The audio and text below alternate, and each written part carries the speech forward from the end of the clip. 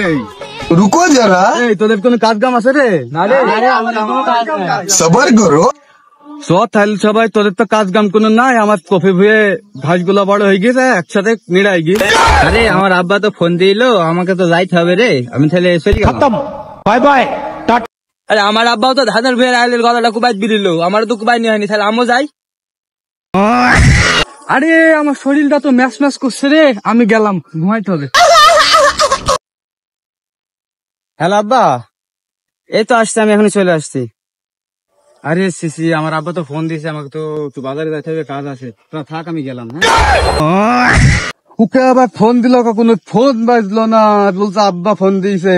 শালা ছেলেবিলি কেরাম হলো। শালা সবাই যখন চলে গেল, মনে করলাম শালাদের মাল খাই দেবো, কাজটা করেনি। শালা আমি একাই লাইনটা করি মাল খাওয়ার।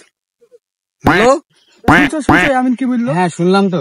আরে শালা বাজারে কাজটা পরে সারবো, আগে মালটা খেয়ে আসি। আই ভুই, তুই কুবানি পরে থাক, তো আগে মালটা খেয়ে আসি। আই পল্টু মাল খাইতে ভাই তো।